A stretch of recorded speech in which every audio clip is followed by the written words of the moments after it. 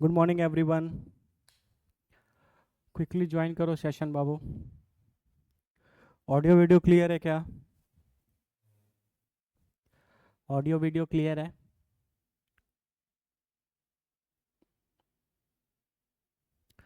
Last class में हम लोग ग्राफ कर रहे थे ना, ग्राफ के क्वेश्चंस हमने ढेर सारे किए थे।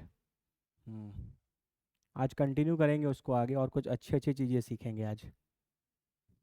चलो स्टार्ट करते हैं, ठीक है। थोड़ा बाबू तुम हमको ये चीज़ बताओ, ठीक है। अगर हमको कभी कंपेयर करना हो,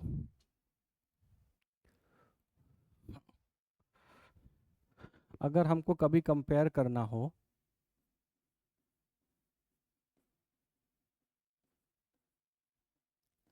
position versus time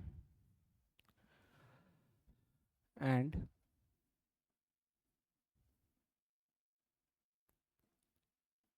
displacement versus time के ग्राफ को,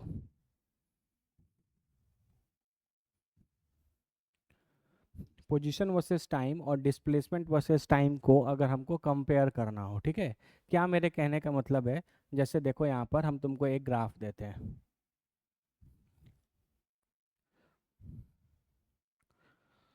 ठीक है। यहाँ एक्स एक्सिस पे टाइम है,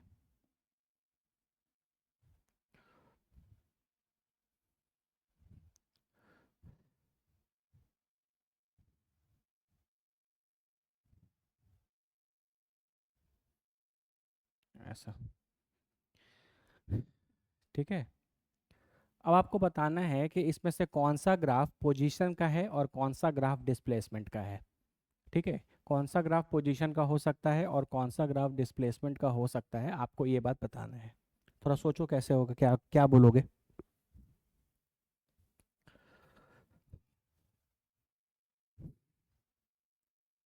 कमेंट करो जल्दी,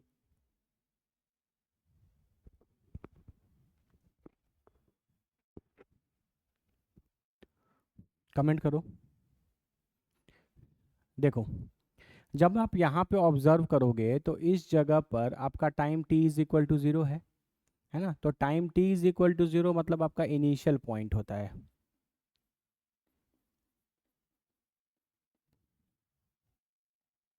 time t is equal to zero आपका इनिशियल पॉइंट है, ठीक है। ये वाला जो वाइट वाला कर्व है, ये आपका पोजीशन वर्सेस टाइम है ना। आप इसको लिख सकते हो कि ये x वर्सेस t ग्राफ है, और ये जो है ये आपका s वर्सेस t है। ग्रीन वाला डिस्प्लेसमेंट वर्सेस टाइम है, और ये जो वाइट वाला है वो आपका पोजीशन वर्सेस टाइम है। क्यों ऐसा? क्योंकि अगर आप ध्यान से देखो तो time t is equal to zero पर डिस्प्लेसमेंट की वैल्यू ज़ीरो है ना, जो कि ऑलवेज ट्रू होता है ना। जब आपका body time t is equal to zero का मतलब अभी आपका बॉडी मोशन स्टार्ट ही नहीं किया है। तो जब तक आपका बॉडी मोशन स्टार्ट ही नहीं करेगा तब तक का डिस्प्लेसमेंट क्या होगा, ज़ीरो ही होगा। तो t is equal to zero पर s इक्वल टू हमेशा ज़ीरो होता है, इसीलिए डिस्प्लेसमेंट टाइम ग्राफ हमेशा ओरिजिन से स्टार्ट होगा, है ना। आप बोल सकते हो कि displacement time graph will always start from origin, ठीक है। लेकिन वहीं पर time t is equal to zero पर आपका कुछ पोजीशन तो हो ही सकता है। मान लेते हैं ये 10 यूनिट है, तो आप बोल सकते हो कि time t is equal to zero पर जो पोजीशन है वो x is equal to 10 metres का है। ये बात तो पॉसिबल है, इनिशियली आपका बॉडी किसी पोजीशन पर तो खड़ा रह ही सकता है ना। जैसे आओ देखो, जैसे मान लो कि यहाँ पर आपका एक वन डायमेंशनल मोशन है, आपका ये body time t is equal to zero पर यहाँ है, और x is equal to 10 metres पर खड़ा है। 10 मीटर के पोजीशन पर तो ये खड़ा ही रह सकता है, लेकिन अगर इसने अभी तक चलना चालू नहीं किया है तो इस क्या ये कोई डिस्टेंस या डिस्प्लेसमेंट कवर करेगा? नहीं। तो डिस्प्लेसमेंट की वैल्यू कैसे हो जाएगी? t is equal to zero पर हमेशा ज़ीरो ही होगी, है ना। फिर आप बोल सकते हो कि time t is equal to मान लो 4 सेकेंड्स पे इसका displacement x is equal to मान लो 18 मीटर्स हो गया, है ना। तो इन 4 सेकेंड्स में बॉडी ने अपना पोजीशन चेंज कर लिया, x इक्वल टू 10 मीटर से x इक्वल टू 18 मीटर चला गया, है ना। तो time t is equal to 0 पर पोजीशन टाइम का ग्राफ हमेशा 0 हो, ये बात सही नहीं है। इनिशियली आपका बॉडी किसी पोजीशन पर खड़ा रह सकता है, कोई दिक्कत नहीं है। आई होप आप समझ रहे होंगे, ठीक है। उसके बाद अगर हम इस तरीके का ग्राफ बनाएं, ऐसा मान लो, ठीक है, यहाँ एक्स एक्सिस पे टाइम है। अब बताओ ये ग्राफ किसका किसका हो सकता है। ये ग्राफ जो है वो time t is equal to 0 पर ओरिजिन से पास कर रहा है ना। तो जाहिर सा बात है डिस्प्लेसमेंट का तो हो ही सकता है, s वर्सेस t तो हो ही सकता है, साथ साथ में x वर्सेस t भी हो सकता है। दोनों बातें सही हो सकती हैं। एक तो time t is equal to 0 पर डिस्प्लेसमेंट की वैल्यू तो हमेशा ही 0 होगी, और इस बार time t is equal to 0 पर x की वैल्यू भी 0 है। मतलब ये क्या बता रहा है, पोजीशन। इसका मतलब time t is equal to 0 पर बॉडी कहाँ पर खड़ा है, ओरिजिन पर खड़ा है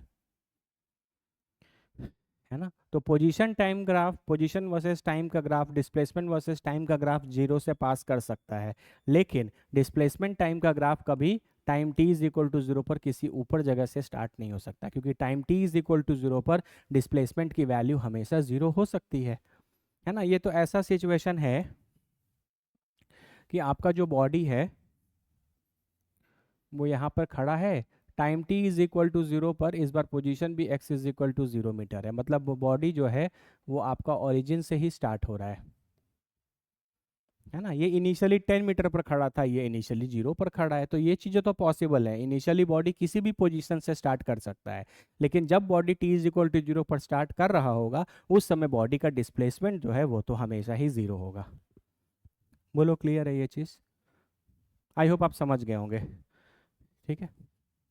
ओके चलो, एक और बात इंपॉर्टेंट जो तुम यहाँ पर देख रहे होगे, यहाँ पे मैंने पोजीशन वर्सेस टाइम का ग्राफ और डिस्प्लेसमेंट वर्सेस टाइम का ग्राफ पैरेलल बनाया है ना। x versus t and s versus t, ये दोनों ही ग्राफ्स पैरेलल है ना। क्या ये मैंने ऐसे ही मतलब इत्तेफाक से बना दिया है, या कोई स्पेशल केस का डायग्राम यूज़ किया है, या हमेशा ही पोजीशन वर्सेस टाइम और डिस्प्लेसमेंट वर्सेस टाइम पैरेलल होंगे। थोड़ा सोच के बताओ, एकदम कॉमन सेंस से सोचना है, कॉमन सेंस से सोचना है, बताओ।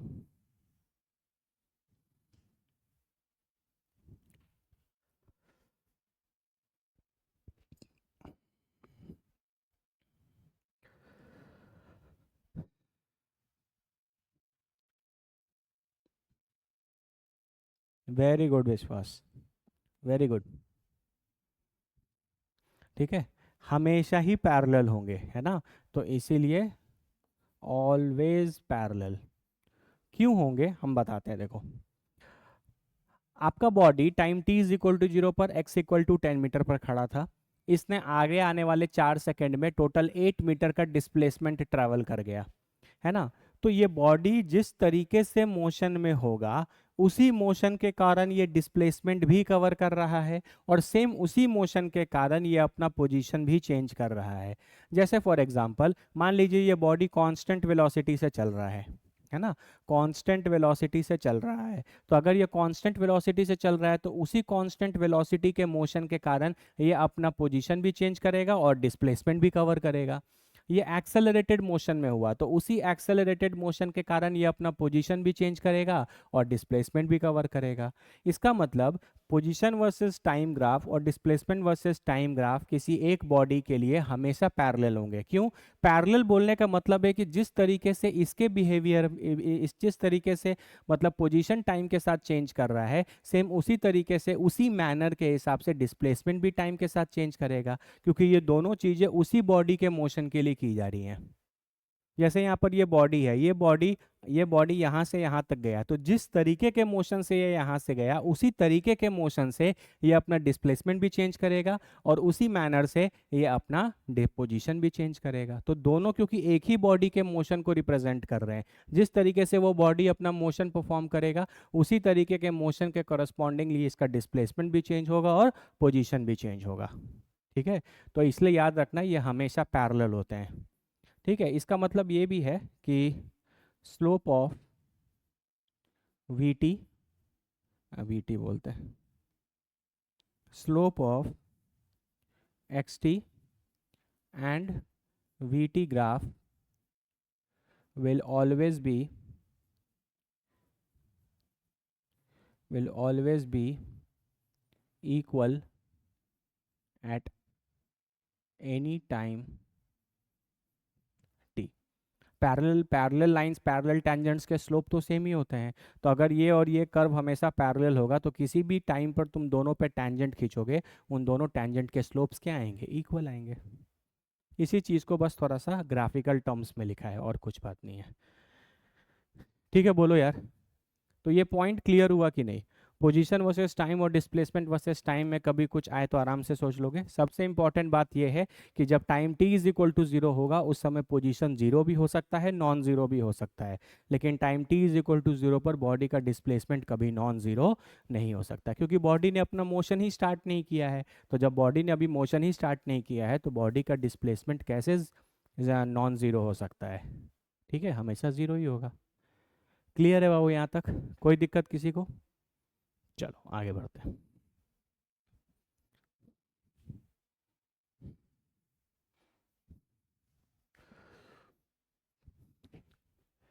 थोड़ा आगे बढ़ें और चीज़ों को सोचें। और एक कॉन्सेप्ट और आता है बाबू, पाथ लेंथ का। ठीक है, ये भी आपको अच्छे अच्छे क्वेश्चंस बनाने में यूज़ होगा। एडवांस लेवल के कॉन्सेप्ट्स, ओलंपियाड लेवल के कॉन्सेप्ट्स, वहाँ पर आप इन चीज़ों का यूज़ कर सकते हैं। इवन आगे आने वाले फिजिक्स में भी हम लोग को ज़रूरत पड़ेगा इन सारी चीज़ों का। ठीक है, तो पाथ लेंथ के बारे में स्टडी करते हैं, है ना। पाथ लेंथ मतलब आप एक्चुअली एक तरीके से डिस्टेंस ही कैलकुलेट करना चाह रहे हैं। ठीक है, डिस्टेंस ही कैलकुलेट करना चाह रहे हैं, है ना, क्योंकि डिस्टेंस ट्रैवल्ड क्या होता है, एक्चुअल पाथ लेंथ। ठीक है, तो अगर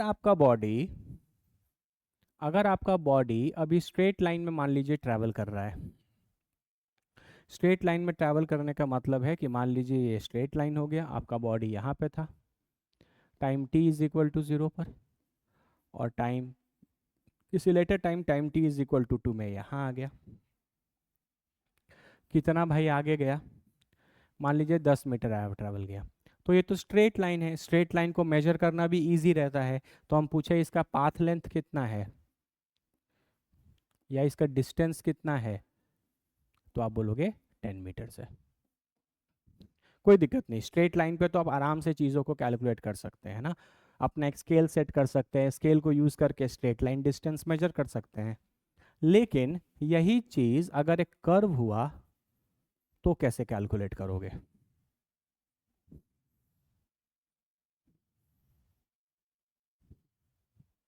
है ना, मान लो ये x है, ये y है,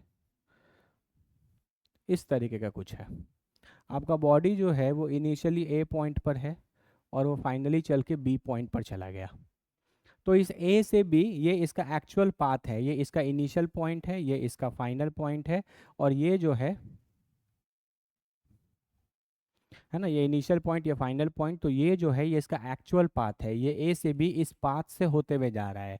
अब हमको ऐसे केसेस में डिस्टेंस कैलकुलेट करना है या इस पाथ का लेंथ कैलकुलेट करना है।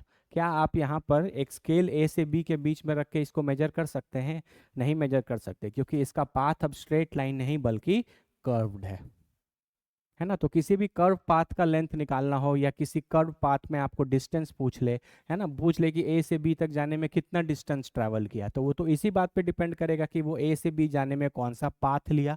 ये कर्व्ड पाथ लिया, तो आपको ये कर्व्ड पाथ का आप लेंथ निकालेंगे तभी तो आपको पता चलेगा कि डिस्टेंस कितना है।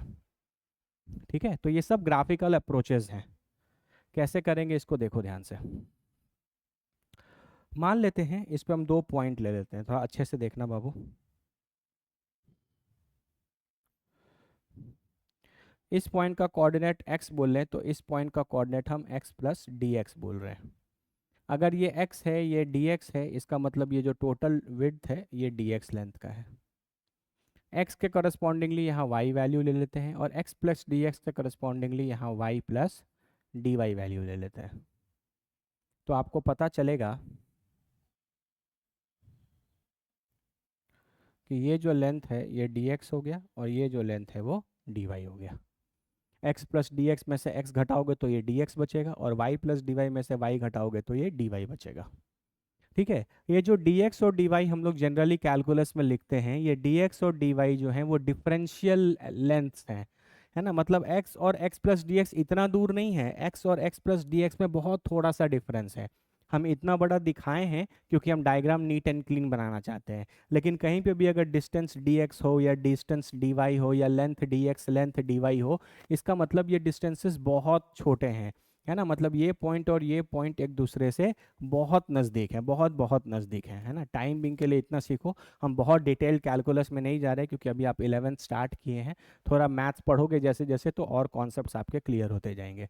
टाइम बिंग के लिए आप ये मान लीजिए कि ये dx लेंथ और ये dy लेंथ बहुत छोटे हैं।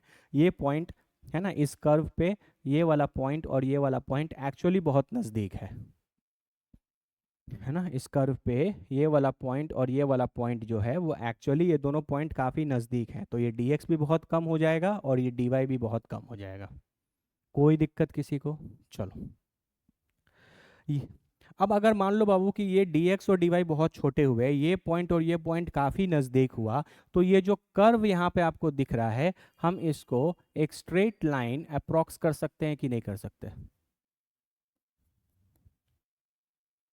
है ना। ये जो कर्व आपको यहाँ पर दिख रहा है, अगर ये दोनों पॉइंट काफ़ी नज़दीक हो गए तो ये छोटे से कर्व को हम एक स्ट्रेट लाइन अप्रॉक्सीमेट कर सकते हैं, ठीक है। और इस स्ट्रेट लाइन के छोटे से लेंथ को हम टाइम बीइंग के लिए dl बोल देते हैं, dl। क्या बोल देते हैं? dl। तो तुमको यहाँ पर एक राइट एंगल ट्रायंगल दिखेगा और वहाँ से आप लिख सकते हो dl का whole square will be equal to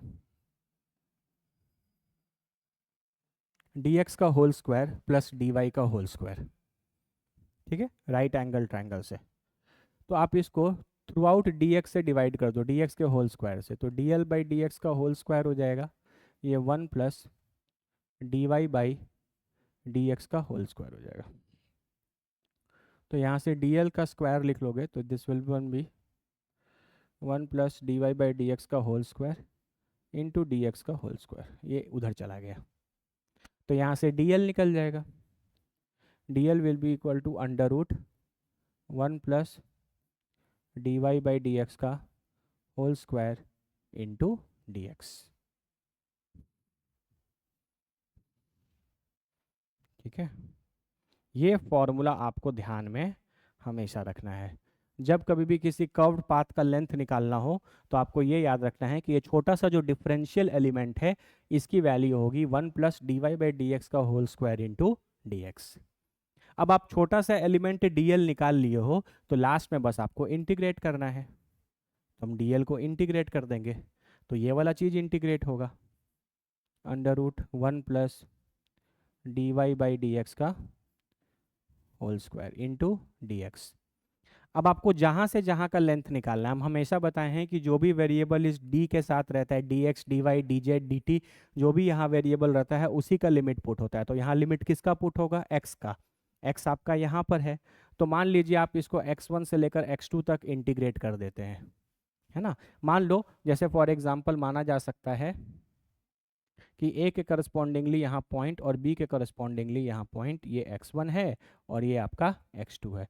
तो अगर आप x1 से लेके x2 तक इंटीग्रेट कर देते हो तो आपको पूरा इस कर्व का लेंथ मिल जाएगा, ठीक है। अगर आप इसको मान लीजिए यहाँ से जहाँ तक का लेंथ निकालना है वहाँ से वहाँ तक का लिमिट पुट कर देंगे और कॉरस्पॉन्डिंगली हम लेंथ निकाल लेंगे, है ना। तो लिमिट्स पुट कर देना है और अपना लेंथ कैलकुलेट कर लेना है। अभी हम एक क्वेश्चन बनाकर दिखाते हैं तुमको, तो तुमको एक आइडिया लग जाएगा चीज़ों को कैसे करना है। ये चमका या नहीं चमका बोलो?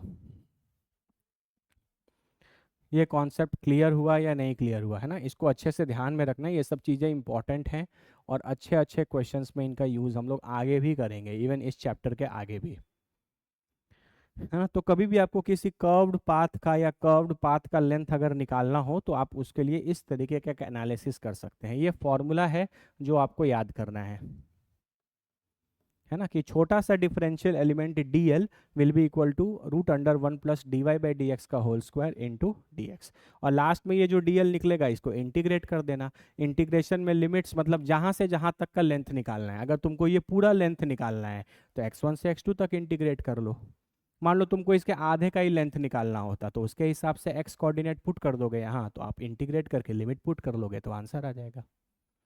यहाँ तक कोई दिक्कत किसी को? बोलो। चलो, जब कोई दिक्कत नहीं है तो एक क्वेश्चन किया जाए।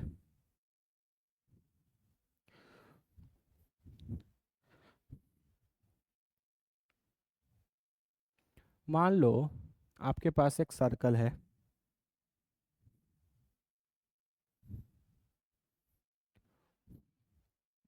ठीक है।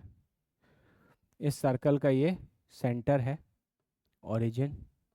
इस सर्कल का रेडियस आर है, और आपका पार्टिकल इस ए पॉइंट से चलकर इस बी पॉइंट तक गया along this curved path A B, है ना। ये ए पॉइंट से चल के बी पॉइंट तक गया along this curved path A B, वो इस कर्व्ड पाथ ए बी से चलते हुए ए से चलकर बी तक गया। तो आपको इसका पाथ लेंथ निकालना है। आप हमको path length A B calculate करके बताइए कि पाथ लेंथ ए बी कितना होगा। अब बताओ, क्या ये ए बी स्ट्रेट लाइन है कि आप आराम से मेजर कर पाओ? नहीं, ये एक कर्व है। तो कर्व का लेंथ कैलकुलेट करने के लिए आप इस कॉन्सेप्ट का यूज़ करेंगे, ठीक है। तो इस सर्कल का जो इक्वेशन लिखा जाएगा वो क्या लिखा जाएगा? X square plus Y square is equal to are square. X square plus Y square is equal to are square, ठीक है। अब ध्यान से देखो, आपको इस इक्वेशन को सॉल्व करने के लिए d Y by D x चाहिए, तो D Y by D x आप यहाँ से निकाल सकते हो। इसको आप डिफ्रेंशिएट कर दो with respect to x. X square का डिफ्रेंशिएशन 2x, यहाँ चेन रूल लगाना पड़ेगा। ये हो जाएगा 2y into d Y by D x. और आर स्क्वायर तो कांस्टेंट है, इसका डिफ्रेंशिएशन 0। सर्कल का जो रेडियस है वो कभी थोड़ी चेंज करेगा, वो तो कांस्टेंट है। तो यहाँ से d Y by D x की वैल्यू कितनी आ जाएगी? Minus of x by y. D Y by D x की वैल्यू हो जाएगी minus of x by y. Equation number 1। यहाँ तक कोई दिक्कत किसी को? अरे बोलो। चलो,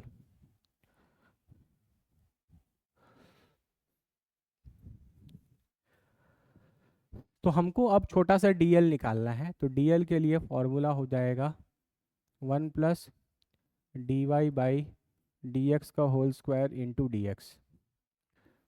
ये हो जाएगा बाबू अंडर रूट 1 प्लस, ये तो हो गया X square by Y square into D X. Simplify कर दोगे तो ये हो जाएगा Y square plus X square by Y square into D X. अच्छा, X square plus Y square को क्या लिख सकते हो? देखो, इस सर्कल का इक्वेशन है ये। तो x square plus Y square किसके बराबर है? आर स्क्वायर के बराबर। तो आप लिख सकते हो d L is equal to under root r square by Y square into D x, ठीक है। वाई स्क्वायर को क्या लिख सकते हो? अब देखो प्रॉब्लम क्या है, यहाँ पे जो वेरिएबल है, जिस वेरिएबल के रेस्पेक्ट में आपको इंटीग्रेट करना है वो एक्स है, और यहाँ पे आर स्क्वायर तो चलो कांस्टेंट है, लेकिन यहाँ क्या है? वाई। तो आप डी वाई स्क्वायर को डी एक्स के रेस्पेक्ट में इंटीग्रेट नहीं कर सकते। जो वेरिएबल यहाँ रहता है वही वेरिएबल यहाँ रहेगा तो इंटीग्रेट होगा। तो आप y को रिप्लेस करना चाहेंगे, तो y को कैसे रिप्लेस कर सकते हैं? यहाँ से हम x square plus Y square equal to are square है, तो वाई स्क्वायर को r square minus x square लिख सकते हैं। तो हम इसको, ये तो बाहर r निकल जाएगा, ये बन जाएगा 1 by under root r square minus x square into D x. अरे ये तो रूट अंडर आर स्क्वायर है, तो रूट के रूट स्क्वायर कट के आर हो जाएगा, बस under root 1 upon y square बचेगा, और वाई स्क्वायर की जगह हम ये लिख सकते हैं। अब हम इंटीग्रेट कर सकते हैं क्योंकि यहाँ पे भी एक्स है, यहाँ पे भी एक्स है, ठीक है। तो इंटीग्रेट किया जाएगा डीएल को, या इंटीग्रेट किया जाएगा इसको 1 by under root r square minus x square into यहाँ माइनस डी एक्स हो जाएगा बाबू। देखो हम बताते हैं, जैसे जैसे, है ना, ये x है ये y है, जैसे जैसे बॉडी आपका a से b के तरफ जा रहा है तो इसका x डिक्रीज कर रहा है ना। एक्स क्या कर रहा है, डिक्रीज कर रहा है। और हमको जो लेंथ चाहिए, मतलब हमको तो ये पाथ लेंथ चाहिए, तो लेंथ या डिस्टेंस तो कभी नेगेटिव होता नहीं है। तो उस नेगेटिव को पॉजिटिव करने के लिए हम यहाँ, क्योंकि एक्स डिक्रीज कर रहा है इसीलिए हम यहाँ माइनस लगा दिए है ना। एक्स डिक्रीज कर रहा है तो डी एक्स भी डिक्रीज करेगा, तो डी एक्स की जो वैल्यू है वो नेगेटिव आएगी। ठीक है, तो ये माइनस आर बाहर आ जाएगा और ये हो गया 1/√r² minus x square into D x. Limit किसका पुट करोगे, एक्स का। अब बताओ, जब ये आपका इनिशियल पॉइंट है और ये आपका फाइनल पॉइंट है, आपको इस इनिशियल से फाइनल के बीच का लेंथ निकालना है, पाथ लेंथ निकालना है, तो इस पॉइंट पर x की वैल्यू कितनी है। ये अगर रेडियस इसका r है तो इस पॉइंट पर x की वैल्यू कितनी होगी, रेडियस के बराबर। और ये तो y एक्सिस पर पॉइंट लाई कर रहा है, तो यहाँ पर x की वैल्यू कितनी होगी, 0। तो कहाँ से कहाँ तक इंटीग्रेट होगा, x इक्वल टू r से x इक्वल टू 0 तक, x इक्वल टू r से x इक्वल टू 0 तक। बाबू आपको एक फॉर्मूला पता होगा, 1/√a² minus x square is equal to sine inverse x/a, है ना। ये फॉर्मूला है 1/√a² माइनस एस, 1/√a, यहाँ पर कोई कांस्टेंट है, ठीक है, दिस a इज कांस्टेंट। तो यहाँ पे ध्यान से देखो, एग्जैक्टली ये फॉर्मूला यहाँ है, बस a की जगह r है, रेडियस भी तो कांस्टेंट है। तो इस पूरे चीज़ को जब इंटीग्रेट करोगे तो minus r into sine inverse of x/r, और लिमिट पुट होगा r से 0। ठीक है, चलो माइनस r इंटू साइन, ये 0 पुट करोगे तो 0 होगा, तो sine inverse 0 minus r put करोगे तो साइन इनवर्स r/r कट के 1 हो जाएगा, तो this will be minus r, ये तो 0 हो गया, और साइन इनवर्स 1 होता है π/2, ये माइनस माइनस कट के आ गया πr/2, आ गया pi into r divided by 2। ये तो आप पहले ही निकाल लेते, आप बोलते कि सर इतना क्यों कर रहे हैं, है ना। ये तो हमको पता ही है कि ये एक सर्कल का क्वाड्रेंट है, तो ये जो भी लेंथ होगा ये 2πr डिवाइडेड बाई 4 होगा, that will come out to be πr/2। 2πr/4 होगा, या ये लेंथ कितना हो जाएगा, πr/2 हो जाएगा। ये बात आपका बिल्कुल सही है, ये तो सर्कल था तो आप इजीली निकाल लिए। मान लीजिए कोई आर्बिट्रेरी कर्व पर आपको किसी एक पॉइंट से किसी दूसरे पॉइंट के बीच का पाथ लेंथ चाहिए होगा, तो क्या हर बार सरकमफ्रेंस आपको हेल्प करेगा, नहीं करेगा। और ये वाला एग्जाम्पल हम जानबूझ के इसलिए लिए ताकि अंत में जो रिजल्ट आएगा वो आपका जाना पहचाना होगा। ये रिजल्ट आप डायरेक्टली निकाल सकते थे इस तरीके से भी, तो आपको पता चल रहा है कि जो चीज़ हमने निकाला है वो एक्चुअली सही है इस फॉर्मूले से भी। ठीक है, ये सब बहुत इंपॉर्टेंट कॉन्सेप्ट है बाबू, है ना, जेई एडवांस वगैरह के पर्सपेक्टिव से, या मेंस वगैरह में भी कभी कोई अच्छा क्वेश्चन अगर आ जाए तो आप इस तरीके से चीज़ों को निकाल सकते हैं। अच्छे से एक बार इस पूरे कॉन्सेप्ट को देख लो, ये एग्जाम्पल को देख लो। अगर बाबू देखो तुमको इस इक्वेशन ऑफ सर्कल में भी हो सकता है कुछ 11th में बच्चे हों उनको दिक्कत हो, तो सर्कल का जो इक्वेशन होता है वो इक्वेशन होता है x माइनस ए का whole square plus Y minus B का whole square is equal to are square, जहाँ a कॉमा बी जो हैं वो इसके सेंटर के कोऑर्डिनेट्स हैं, और r जो होता है वो रेडियस होता है, रेडियस ऑफ द सर्कल। तो इस बार आपका जो सर्कल है उसका सेंटर कहाँ पर है, ओरिजिन पर है। इसका मतलब इस बार सेंटर का जो कोऑर्डिनेट है वो हो गया 0,0, यानी a की वैल्यू भी 0 और b की वैल्यू भी 0। तो इसको जब तुम यहाँ सब्सटीट्यूट करोगे तो x square plus Y square equal to are square आ जाएगा। वही इक्वेशन मैंने यहाँ लिखा है ना। साफ साफ क्वेश्चन में दिख रहा था कि dl की वैल्यू निकालने के लिए हमको dy/dx चाहिए, तो dy/dx तो आप तब निकालेंगे ना जब आपके पास कोई फंक्शन होगा, तो वो मैंने इसका इक्वेशन लिख लिया सर्कल का। अच्छे से देख लो, कोई दिक्कत है तो पूछ लो, नहीं तो फिर हम लोग आगे बढ़ेंगे। एक बार अच्छे से देख लो, पहले ये कॉन्सेप्ट अच्छे से देख लो। कॉन्सेप्ट क्या बोलता है, अगर आपके पास कभी कोई कर्व्ड पाथ है, क्या है, कर्व्ड पाथ है, और उस कर्व्ड पाथ का आपको क्या निकालना है, पाथ लेंथ निकालना है है ना। तो आपको इस तरीके से एनालिसिस करना पड़ेगा। ठीक है, ये वाला चीज़ याद रखना चाहिए, बार बार आप ये डिराइव करेंगे एग्जाम में आपका समय जाएगा। ठीक है, तो ये वाला चीज़ एग्जैक्टली याद रखो। उसके बाद तो बस लिमिट लगा कर और इंटीग्रेट कर देना है। जहाँ से जहाँ तक का लेंथ निकालना हो वहाँ से वहाँ तक का लिमिट निकल लगा देंगे। जैसे इस बार लेंथ हमको ए से बी तक का ये का निकालना था, तो ये इनिशियल पॉइंट, ये फाइनल पॉइंट, तो इसका लिमिट क्या हो गया, x is equal to r, और इसका लिमिट क्या हो गया, एक्स इक्वल टू जीरो। तो इंटीग्रेट कर देंगे आर से ज़ीरो, आंसर आ जाएगा। एक बार देख लो अच्छे से, फिर आगे बढ़ते हैं।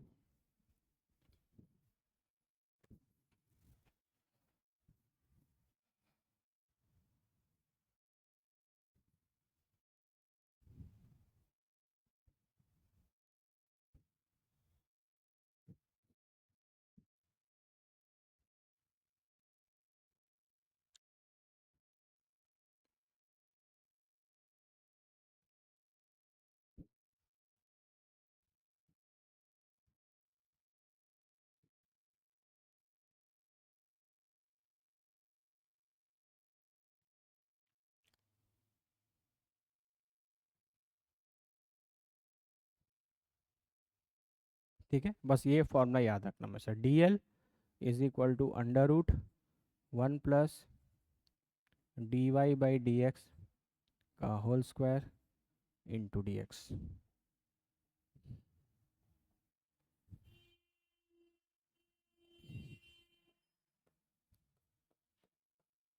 ये फॉर्मूला याद रहेगा, डीएल निकाल लोगे, बस इसके बाद फिर आपको इंटीग्रेट करना होगा और एक्स का लिमिट पुट करके इसको इंटीग्रेट करके निकाल लेना है।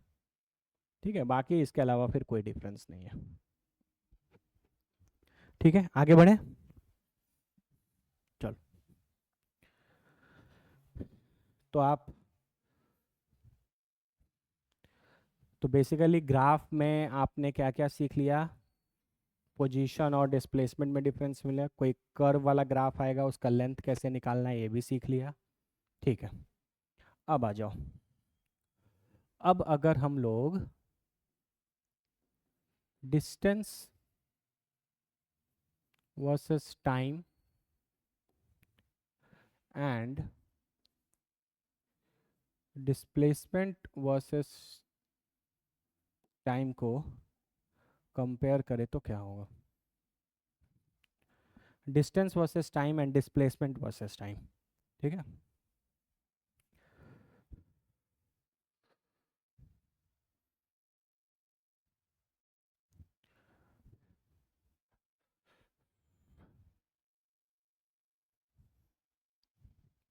मान लो इस तरीके का कोई ग्राफ हम तुमको दे दें, यहाँ एक्स एक्सिस पे टाइम है, तुम हमको बताओ या इस ग्राफ में यहाँ वाई एक्सिस पर क्या होगा, डिस्टेंस होगा या डिस्प्लेसमेंट होगा। ये जो कर्व मैंने इस तरीके का बनाया है या ये जो ग्राफ मैंने बनाया है, ये किसको रिप्रेजेंट कर सकता है, डिस्टेंस को रिप्रेजेंट कर सकता है या डिस्प्लेसमेंट को रिप्रेजेंट कर सकता है। अरे बोलो ना छोटू, डिस्टेंस को या डिस्प्लेसमेंट को, बिल्कुल सही, वेरी गुड। विश्वास आज एकदम पूरा फॉर्म में है। यहाँ वाई एक्सिस पे जो चीज़ है वो डिस्प्लेसमेंट है। क्या है, डिस्प्लेसमेंट है। तो वाई एक्सिस पे डिस्प्लेसमेंट है, क्यों, क्योंकि यहाँ पे देखो डिस्प्ले, यहाँ पे ग्राफ जो है वो आपका एक्स एक्सिस के ऊपर भी है, मतलब पॉजिटिव वाई एक्सिस के तरफ भी है और नेगेटिव वाई एक्सिस के तरफ भी है ना। आपको पता है कि डिस्प्लेसमेंट की वैल्यू पॉजिटिव भी हो सकती है, नेगेटिव भी हो सकती है और ज़ीरो भी हो सकता है, लेकिन डिस्टेंस का value can never be negative. Distance की वैल्यू कभी नेगेटिव नहीं हो सकती, क्योंकि डिस्टेंस जो है वो स्केलर क्वांटिटी होता है। डिस्टेंस कैसा क्वांटिटी है, स्केलर क्वांटिटी। डिस्टेंस तो हमेशा जितना आपका बॉडी चलता जाएगा डिस्टेंस हमेशा ऐड ही होता चला जाएगा। ठीक है, तो ये जो ग्राफ मैंने बनाया है ये डिस्टेंस का बनाया है, सॉरी डिस्प्लेसमेंट का बनाया है। ठीक है, अब अगर इसी डिस्प्लेसमेंट वर्सेस टाइम ग्राफ से आपको बनाना हो डिस्टेंस वर्सेस टाइम,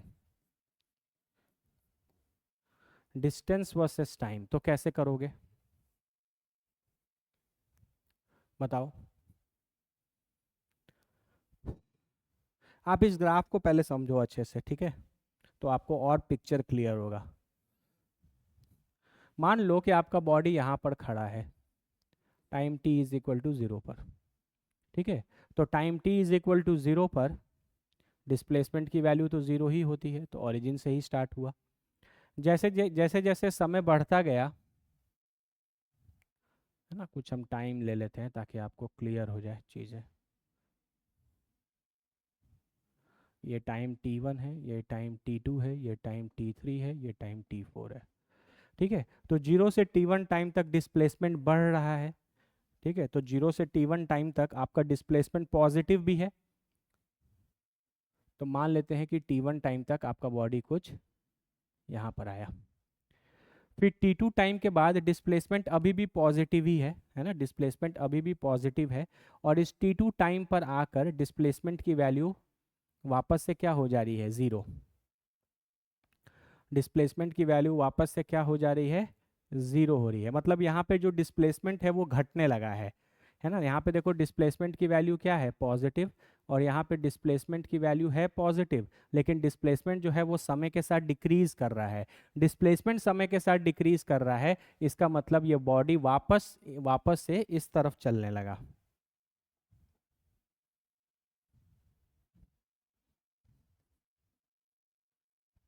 वापस से इस तरफ चलने लगा, और time t is equal to t2 पर ये वापस उसी जगह पर आ गया जहाँ से स्टार्ट किया था। तो जो आपको पता है जिस पॉइंट से आप स्टार्ट करते हैं उसी पॉइंट पर अगर आप वापस आ जाएं तो आपकी डिस्प्लेसमेंट की वैल्यू क्या होती है, 0। पहले यहाँ से यहाँ तक का मोशन समझ में आया।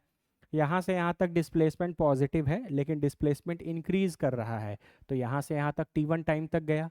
फिर t1 से t2 टाइम तक डिस्प्लेसमेंट पॉजिटिव है लेकिन डिस्प्लेसमेंट डिक्रीज कर रहा है। डिस्प्लेसमेंट जब जब डिक्रीज करेगा उसका मतलब आप वापस पीछे आने लगे, है ना।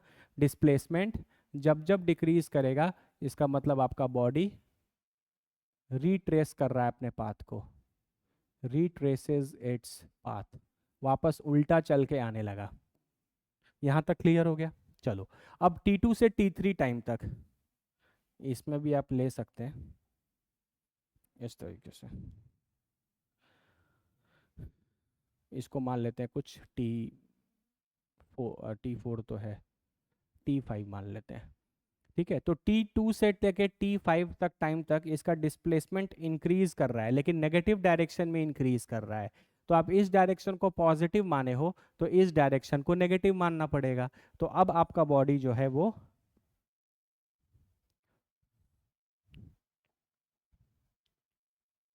पीछे इधर आएगा, यहाँ तक इंक्रीज कर रहा है लेकिन नेगेटिव साइड में इंक्रीज कर रहा है। तो ये time t is equal to t5 हो गया। फिर t5 से लेकर t3 तक देखो डिस्प्लेसमेंट की वैल्यू नेगेटिव ही है लेकिन वो इंक्रीज कर रहा है, यहाँ पे सॉरी डिक्रीज कर रहा है, वापस 0 के तरफ आ रहा है। तो फिर ये वापस यहाँ से t5 से वापस इधर से चलकर वापस फिर इस जगह पर आ जाएगा time t is equal to t3 पर, और फिर यहाँ से इंक्रीज करता जा रहा है।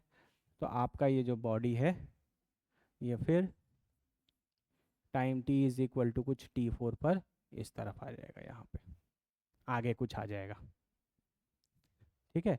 और सो ऑन, अब तो बढ़ता जा रहा है तो ये बॉडी इस तरफ चलता चला जाएगा। पहले बताओ मोशन कितने लोगों को समझ में आया,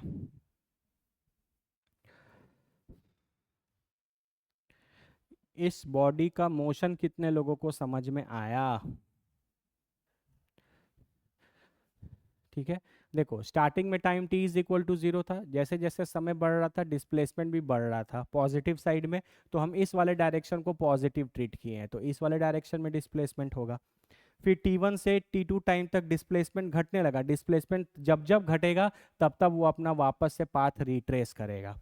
उसके बाद t2 से t5 टाइम तक फिर डिस्प्लेसमेंट देखो इंक्रीज कर रहा है लेकिन नेगेटिव साइड में इंक्रीज कर रहा है। तो आप इस डायरेक्शन को पॉजिटिव माने थे तो ये डायरेक्शन नेगेटिव हो गया, तो इसके बाद बॉडी इस तरफ चलने लगा।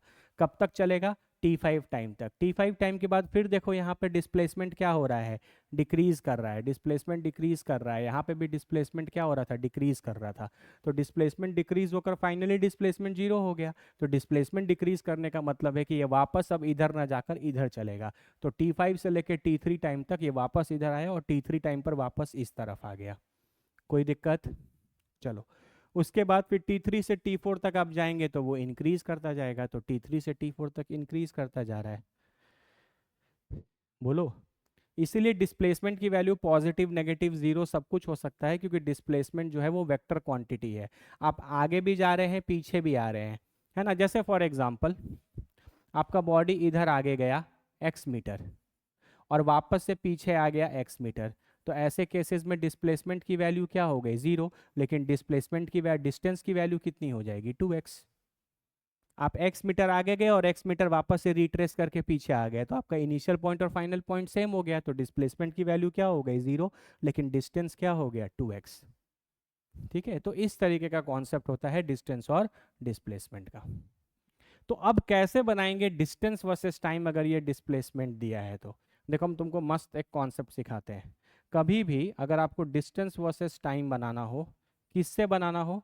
डिस्प्लेसमेंट वर्सेस टाइम से बनाना हो, इससे आपको ये बनाना है। तो आप क्या करो, जहां जहां एस डिक्रीज कर, जिस ग्राफ के जिस जिस पोर्शन में डिस्प्लेसमेंट डिक्रीज कर रहा है, उसका आप मिरर इमेज ले लो। क्या ले लो? मिरर इमेज ले लो। एक लाइन का कॉन्सेप्ट है ना। जहां जहां डिस्प्लेसमेंट डिक्रीज करेगा वहां वहां मिरर इमेज ले लिया जाएगा। तो डिस्प्लेसमेंट कहां कहां डिक्रीज कर रहा है बताओ?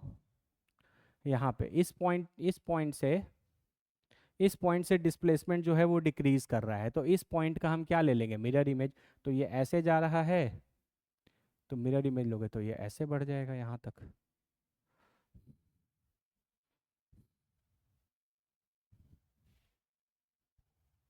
पूरा यहाँ से ऐसा ऐसा हो जाएगा। फिर डिस्प्लेसमेंट यहाँ से यहाँ तक डिक्रीज कर रहा है, तो फिर ये यहाँ से यहाँ तक ऐसे इंक्रीज करेगा। और फिर उसके बाद ये तो बढ़ ही रहा है ऐसा, तो ये ऐसा बढ़ जाएगा ऐसा।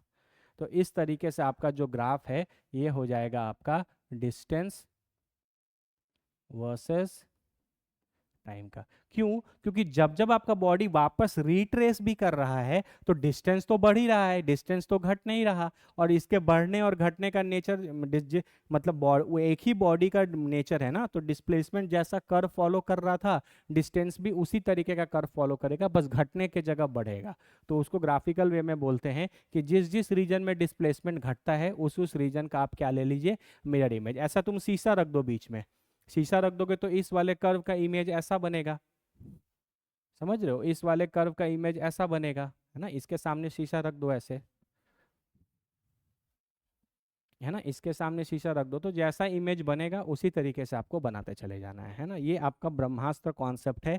कभी भी अगर आपको डिस्प्लेसमेंट टाइम से डिस्टेंस टाइम बनाना हो तो, है ना, जिस जिस रीजन में एस डिक्रीज करेगा, एस के डिक्रीज करने का मतलब है बॉडी का पाथ रिट्रेस करना। एस का घटने का मतलब है बॉडी रिट्रेस कर रहा है पाथ को। तो उस वाले जब बॉडी रिट्रेस करने लगेगा, पीछे आने लगेगा, तो डिस्प्लेसमेंट तो जीरो होगा, लेकिन डिस्टेंस तो बढ़ता चला जाएगा। तो इसलिए यहाँ पे घटेगा नहीं, डिस्टेंस यहाँ से बढ़ता रहेगा। अरे बोलो, क्लियर है क्या?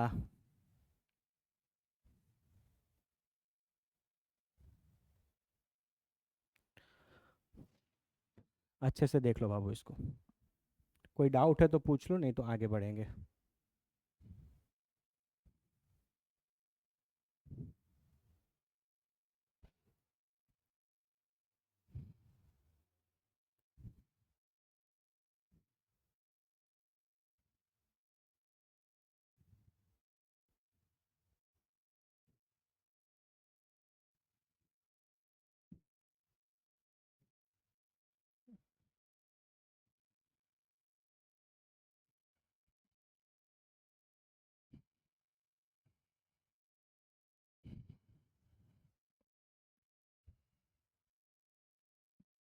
ठीक है, ये वाला कॉन्सेप्ट याद रखना हमेशा।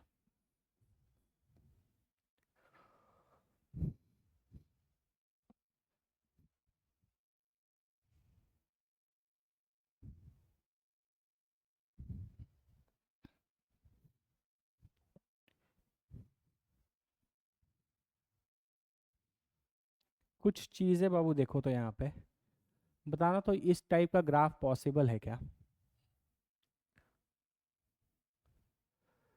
मान लो यहाँ पर कुछ भी ले लो, मान लो वेलोसिटी है, यहाँ टाइम है, तो आपका कुछ कर्व ऐसे जा रहा था, ऐसे वापस आ गया इस तरीके से। क्या इस तरीके का कर्व कभी पॉसिबल है? क्या ये एक सही ग्राफ बना है या गलत ग्राफ बना है?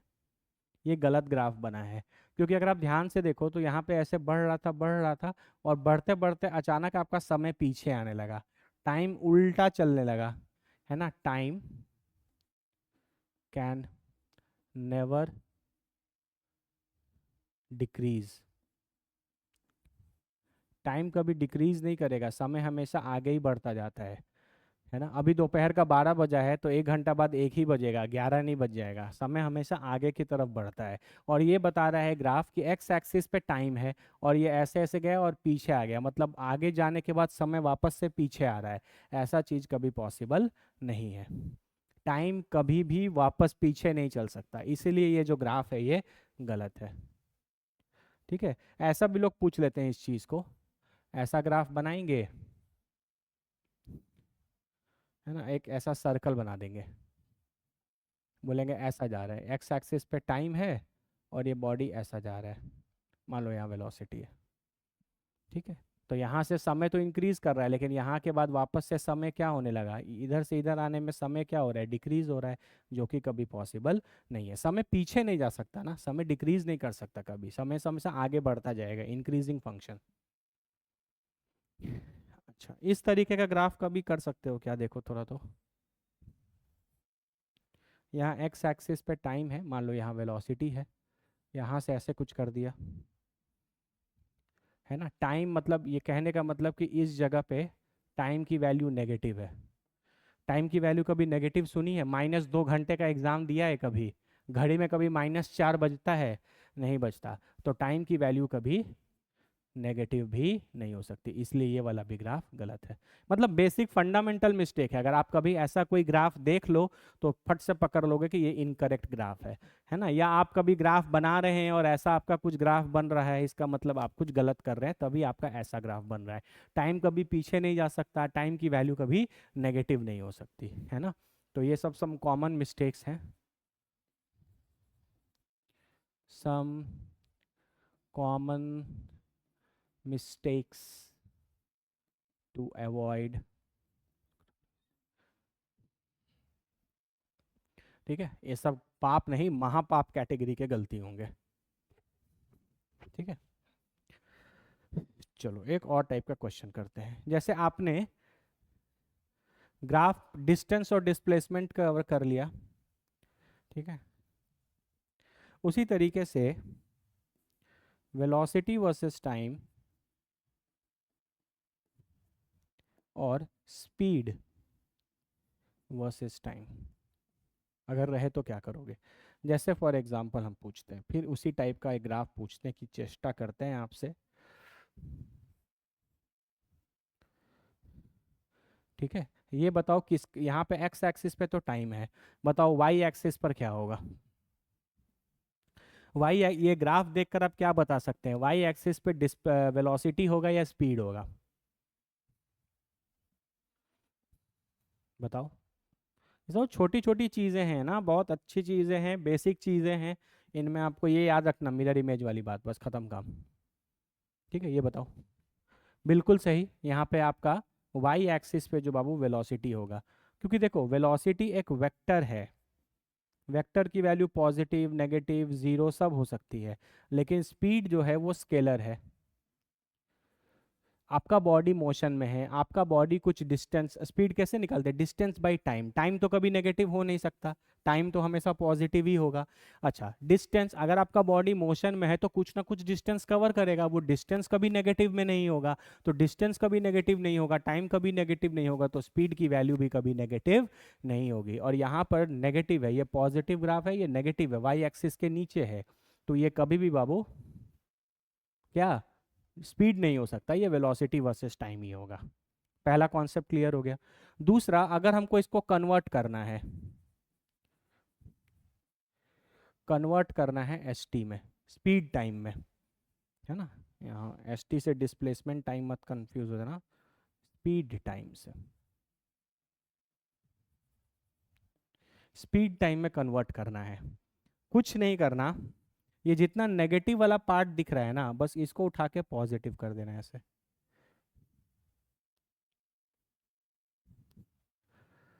ठीक है, बस ये नीचे वाला पार्ट जो है वो उड़ के ऊपर चला जाएगा, मतलब जो पार्ट जितना जैसा नेगेटिव में है बस उतना ही पार्ट यहाँ से ऊपर उड़ जाएगा, है ना, ये वाला चीज ऐसे ऊपर उड़ जाएगा। तो ये वाला बन जाएगा फिर स्पीड वर्सेस टाइम। ठीक है, अलग अलग बनाना है तो हम अलग अलग बना देते हैं, देखो इधर।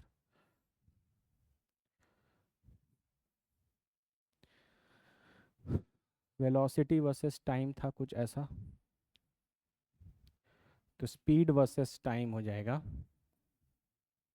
सारा कुछ ऐसा ही रहेगा, बस ऐसा हो जाएगा। ठीक है, ये जो नीचे वाला पार्ट है ये भी पलट के ऊपर चला जाएगा। ठीक है, तो ये वेलोसिटी पॉजिटिव नेगेटिव सब हो सकता है, लेकिन स्पीड तो सब पॉजिटिव ही होगा, यही डिफरेंस है। बाकी कहीं पे कुछ नहीं होगा, बस जितना नेगेटिव वाला हिस्सा दिखे इसको उठा के पॉजिटिव कर देना, आपका वेलोसिटी टाइम से आप स्पीड टाइम बना लोगे। ठीक है, एक बार अच्छे से देख लो, कोई डाउट है, छोटी मोटी बातें हैं इनको ध्यान में रखना। बस नेगेटिव पार्ट को भी किस में कन्वर्ट कर देना है, पॉजिटिव पार्ट में।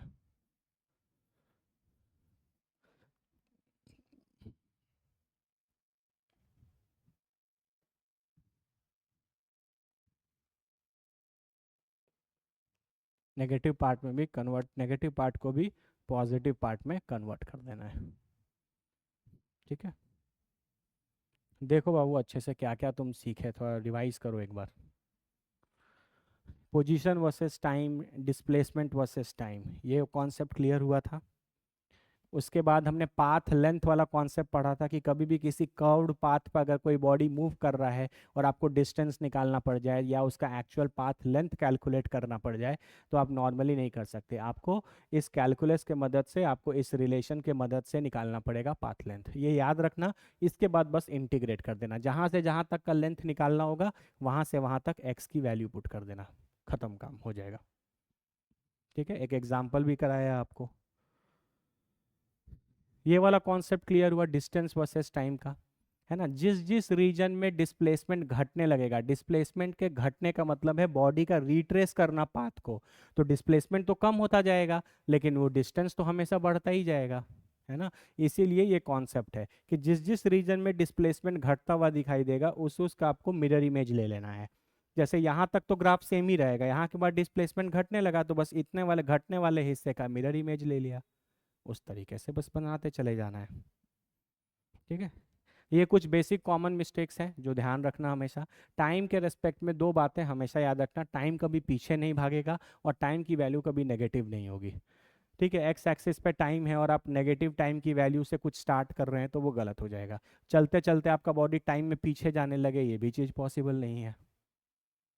ठीक है, और एक लास्ट में आपको सिखाया velocity versus time versus speed versus time, है ना। वेलोसिटी एक वेक्टर क्वांटिटी है, इसकी वैल्यू पॉजिटिव नेगेटिव जीरो कुछ भी हो सकती है, लेकिन स्पीड जो है वो स्केलर है, इसकी वैल्यू कभी नेगेटिव नहीं हो सकती। तो बस आपको इतना करना है कि जितना वेलोसिटी टाइम ग्राफ में नेगेटिव वाला हिस्सा दिखे उसको आप पलट करके पॉजिटिव वाला हिस्सा में कर देना, बस आपका काम हो जाएगा, बाकी सारे ग्राफ्स वैसे ही रहेंगे सिमिलर।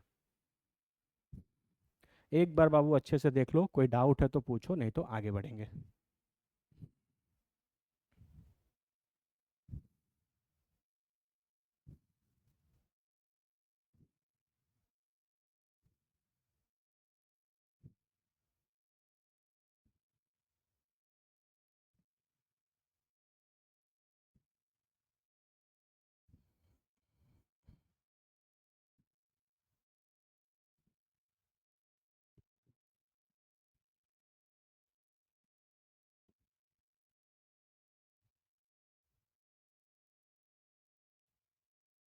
देख लो बाबू, देख लो आराम से, है ना, हड़बड़ाना नहीं है। पांच चीजें ही सीखो लेकिन अच्छे से सीखो उसके। देखो बच्चों को क्या, बच्चे क्या मिस्टेक करते हैं पता है, जहाँ पे भी कॉन्सेप्ट्स थोड़ा अच्छे आने लगते हैं या कभी कभी कुछ ऐसी चीज़ें आने लगती हैं वो उसको छोड़ देते हैं। छोड़ना नहीं है, आप उस पर समय दीजिए, आपको डाउट होता है आप हमसे समय लीजिए, पूछिए, कभी भी कोई दिक्कत नहीं है। जो बच्चे यूट्यूब पे भी देख रहे हैं अगर उनको भी कभी भी कोई प्रॉब्लम है तो आप आराम से अपना डाउट कमेंट सेक्शन में लिखो, हम आपको उसका प्रॉपर एक्सप्लेनेशन देंगे। ऐसे तुम अपने से कोशिश करते ही हैं कि हर एक एस्पेक्ट को क्लियर कर दिया जाए, है ना, हर एक एस्पेक्ट, छोटी से छोटी बड़ी से बड़ी बातें, सारा कुछ हम आपको बता देते हैं। फिर भी आपको कभी लगे कि नहीं कुछ प्रॉब्लम है, डाउट है, तो आप इस तरीके से चीज़ों को कर सकते हैं।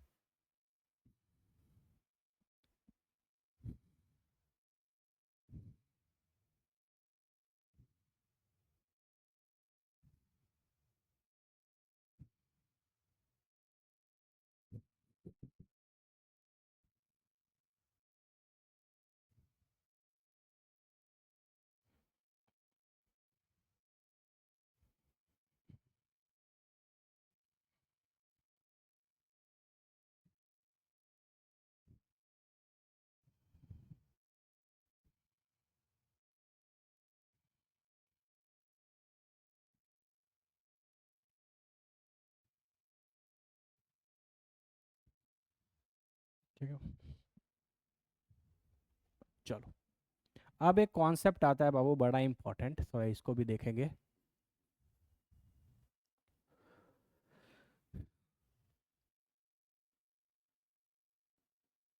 Radius of curvature.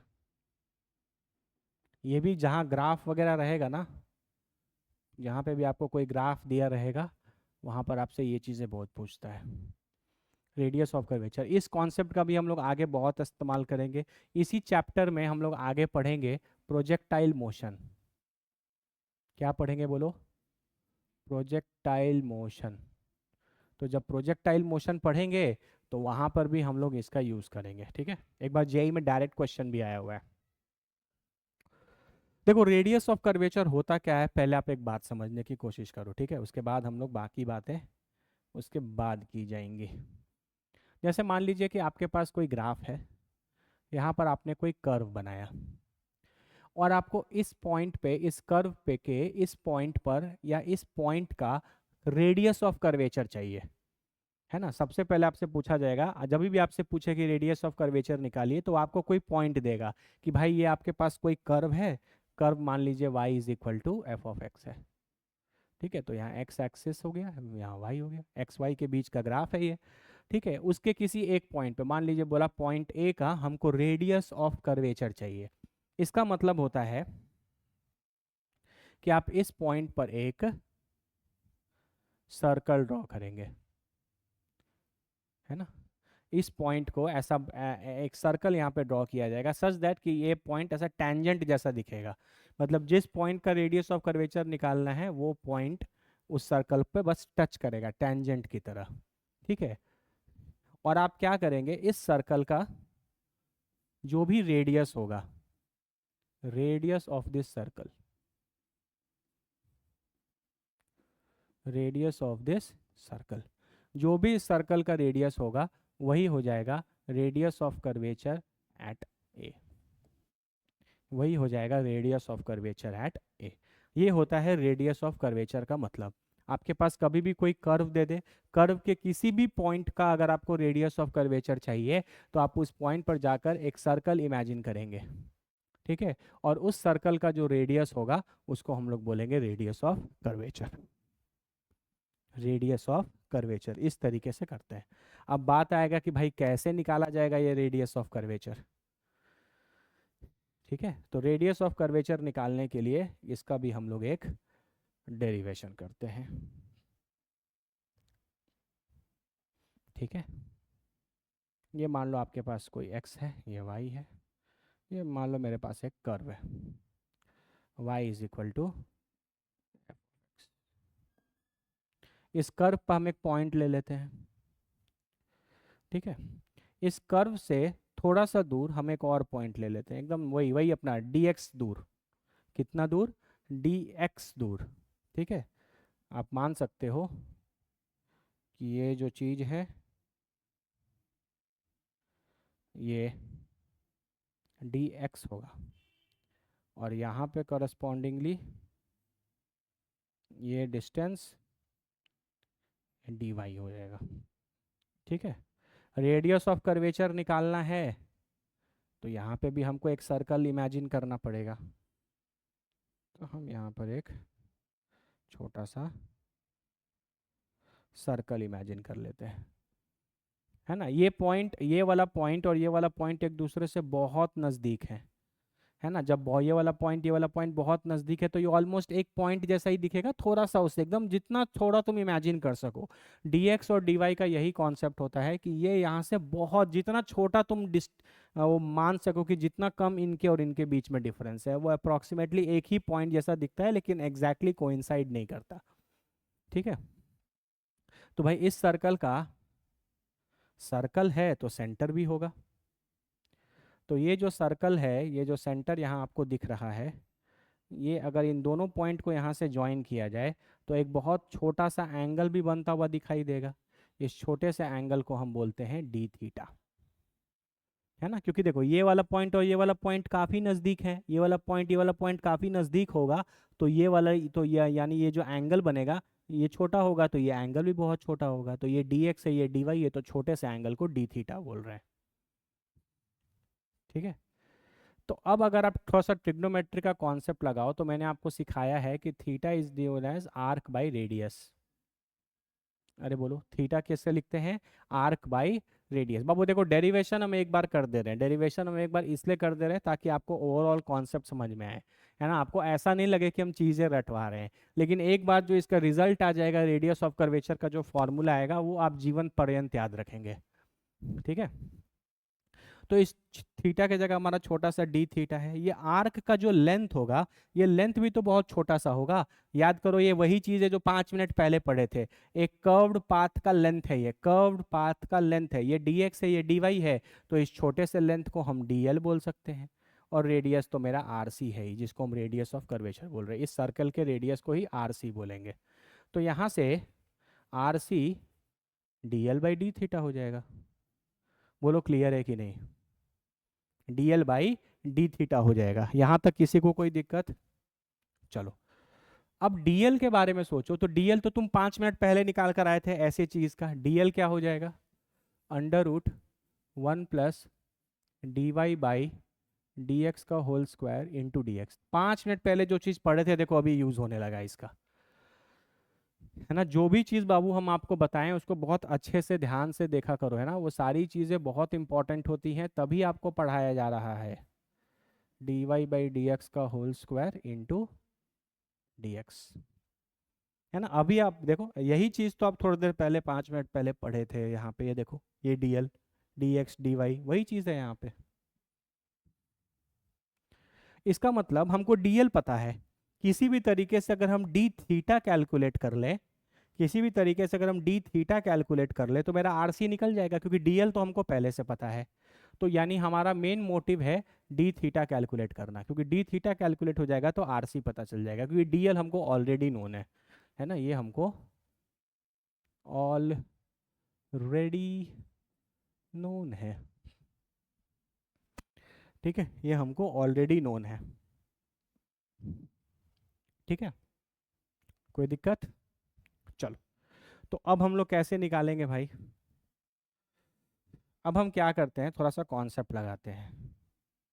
यहाँ पे एक टैंजेंट ड्रॉ कर लेते हैं। हमको, आपको इस पॉइंट पर, ये वाले पॉइंट पर, ये वाले पॉइंट पर आपको रेडियस ऑफ कर्वेचर चाहिए था। तो रेडियस ऑफ कर्वेचर निकालने के लिए हम यहाँ पे एक टैंजेंट ड्रॉ कर लिए। ये टैंजेंट अगर एक्स एक्सिस से थीटा एंगल बनाएगा तो इसका स्लोप निकाला जा सकता है। स्लोप का डेफिनेशन क्या होता है? m is equal to tan theta. अच्छा, स्लोप को आप d Y by D x भी लिखते हैं, तो D Y by D x की वैल्यू कितनी हो गई? टैन थीटा हो गई।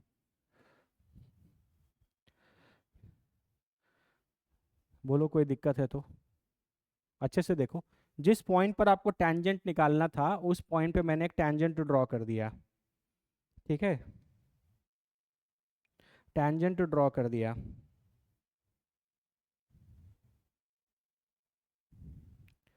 और ये टैंजेंट जो है वो आपका एक्स एक्सिस से कितना एंगल बना रहा है? थीटा एंगल बना रहा है। तो यहाँ स्लोप कैसा होता है? m equal to tan theta, और स्लोप को d Y by D x बोलते हो। अब हम क्या करते हैं, इसको दोनों तरफ थीटा के एक्स के रेस्पेक्ट में डिफ्रेंशिएट कर देते हैं। ठीक है, तो एक्स के रेस्पेक्ट में डिफ्रेंशिएट करेंगे तो ये चीज़ हो जाएगा d two Y by D x square, double differentiation. अरे एक बार तो ऑलरेडी एक्स के रेस्पेक्ट में डिफरेंशिएट है, एक बार और डिफरेंशिएट करेंगे तो आप इसको डबल डेरिवेटिव बोलोगे।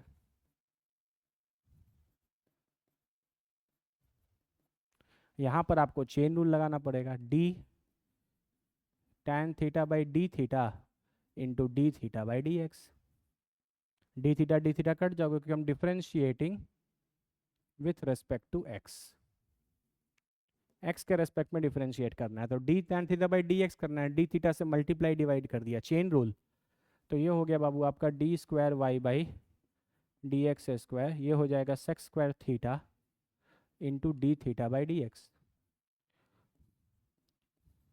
सेक्स स्क्वायर थीटा को आप 1 प्लस tan स्क्वायर थीटा लिख सकते into d theta by D x.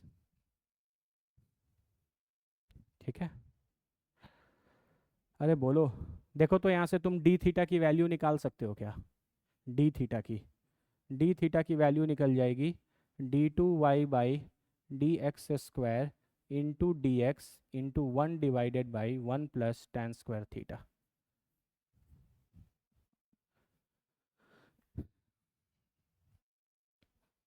अरे इसको उधर भेज दिया, इसको नीचे भेज दिया, तो डी थीटा की वैल्यू निकल गई। अब डी थीटा की वैल्यू निकल गई, डी एल की वैल्यू आपको पता है, तो आप यहाँ से देखो क्या होगा आगे। आर सी जो है वो आपका D L by D theta है। डी एल आपको पता है under root 1 plus D Y by D x का whole square into D x है। और डी थीटा क्या आया देखो तो, ये आया d square y by D x square into 1 plus tan square theta into D x. ये डी एक्स से ये डी एक्स कट गया। अच्छा ये डिनोमिनेटर में है तो ये चीज़ ऊपर चला जाएगा, तो ये हो जाएगा 1 plus D Y by D x का whole square into 1 plus tan square theta divided by D two Y by D x square. R C equal to, अच्छा tan थीटा भी तो D Y by D X ही है, that means ये भी आपका 1 plus D Y by D x का whole square ही है। तो ये और ये ऐड होकर फाइनली बचेगा 1 plus D Y by D x का power 3/2 divided by D two Y by D x square. आ गया वो चीज़ जो आपको जीवन पर्यंत हमेशा ध्यान में रखना है। आज के बाद हम ये डिराइव नहीं करेंगे, हमको जब भी ज़रूरत पड़ेगा हम इसका यूज़ करेंगे। बाबू देखो, हम तुमको पिछले बार ही बताए थे कि ग्राफ में जितने बेसिक बेसिक टाइप की चीज़ें थी वो मैंने आपको पिछले क्लास में सिखा दी थी। अगले बार से हम लोग अपना लेवल बढ़ाएंगे, और लेवल बढ़ाएंगे तो ऐसी चीज़ें पढ़ेंगे जो अच्छे अच्छे क्वेश्चन जेई एडवांस लेवल के प्रॉब्लम्स में या इवन मेंस लेवल के प्रॉब्लम में भी आप डायरेक्टली अप्लाई कर सकते हो और अपना समय बचा सकते हो। बोलो ये क्लियर हुआ कि नहीं हुआ? अच्छे से ध्यान से देख लो डेरिवेशन, कोई दिक्कत मुश्किल परेशानी है तो बोल दो।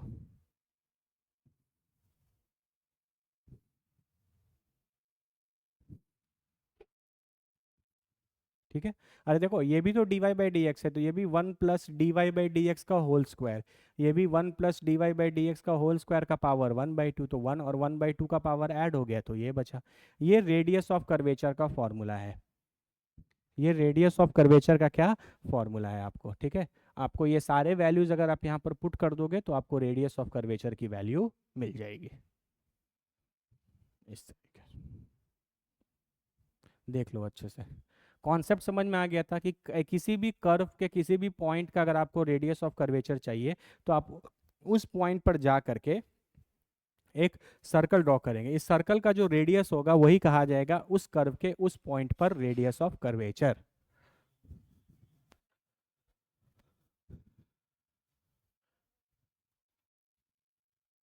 उस कर्व के उसी पॉइंट पर कहा जाएगा रेडियस ऑफ कर्वेचर। ठीक है, अच्छे से एक बार देख लो, क्योंकि आगे आने वाले में बस अभी हम इसका थोड़ा एप्लीकेशंस बताएंगे आपको।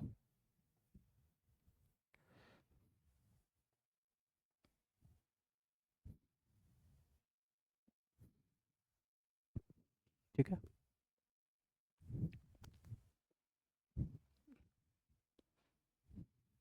देख लो अच्छे से, देख लो अच्छे से, आराम से, टेक योर टाइम, लेकिन अच्छे से देखो समझो।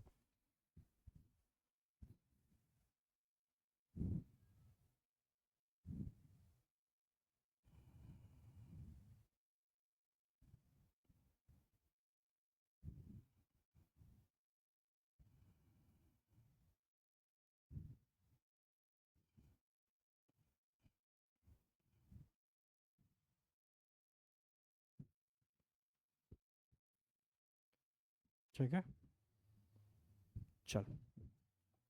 जिस समय हम आपको बेसिक मैथ्स पढ़ा रहे थे या आपने बेसिक मैथ्स में ये चीज़ें पढ़ी होंगी, थोड़ा इसको हम एक बार बता भी देते हैं। एक कॉन्सेप्ट होता था मैक्सिमा मिनिमा का, ठीक है। उस कॉन्सेप्ट के अनुसार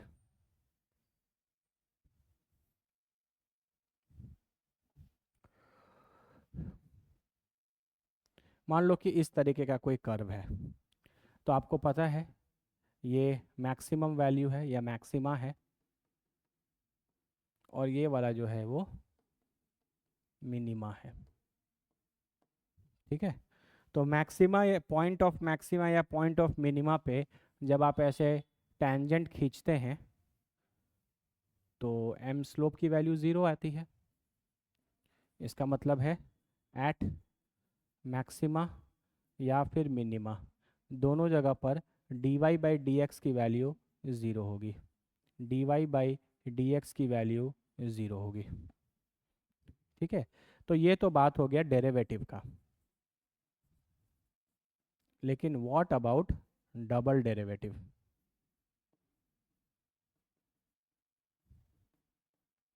है ना, डबल डेरिवेटिव। तो डबल डेरिवेटिव मतलब d two Y by D x square, maxima पर इसकी वैल्यू नेगेटिव होती है और मिनिमा पर इसकी वैल्यू पॉजिटिव होती है ना। ये बात आपको पता है, आप इसको डबल डेरिवेटिव टेस्ट भी बोलते हैं। आपके पास कोई फंक्शन है, उस फंक्शन को आपने एक बार डिफरेंशिएट किया, है ना, इसको ज़ीरो के बराबर इक्वेट किया जाता है तो आपको पॉइंट्स ऑफ मैक्सिमा या मिनिमा मिलते थे। फिर आप उस फंक्शन को दोबारा डिफरेंशिएट करते थे और जो पॉइंट्स निकलते थे उनको डालते थे। अगर नेगेटिव आ गया इसका मतलब वो पॉइंट पॉइंट ऑफ मैक्सिमा है, और अगर ग्रेटर देन ज़ीरो आ गया तो वो पॉइंट आपका पॉइंट ऑफ मिनिमा होता है, ठीक है। ये आपका मैक्सिमा मिनिमा के लिए में आपने पढ़ा होगा बेसिक मैथ्स में, ठीक है। नहीं भी पढ़े होंगे तो आप आगे मैथ्स में पढ़ लेंगे, उसका टेंशन मत लो। टाइम बिंग के लिए आप इसको ध्यान भी रख सकते हो कि डबल डेरिवेटिव की वैल्यू नेगेटिव होती है मैक्सिमा के लिए और पॉजिटिव होती है मिनिमा के लिए। इतना तो समझ पा रहे हो, चलो आगे। तो अगर हम इसी तरीके का एक, मान लो हम एक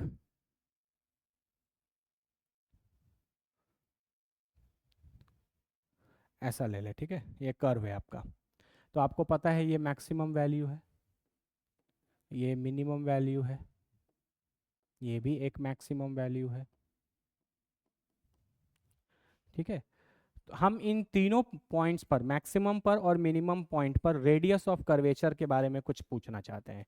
तो रेडियस ऑफ कर्वेचर के बारे में अगर पूछा जाएगा तो आपको समझ गए, रेडियस ऑफ कर्वेचर के लिए तो आपको सर्कल बनाना पड़ेगा। तो इसमें ये सर्कल ऐसा नीचे बनेगा,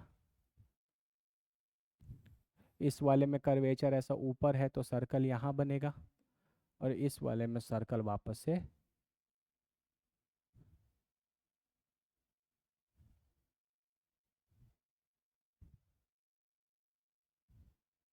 नीचे बनेगा, ठीक है। ये कर्व था तो अरे कर्व ऐसा है तो सर्कल भी नीचे होगा, ये कर्व ऐसा है तो सर्कल ऊपर होगा, ये कर्व नीचे है तो सर्कल नीचे होगा, ठीक है।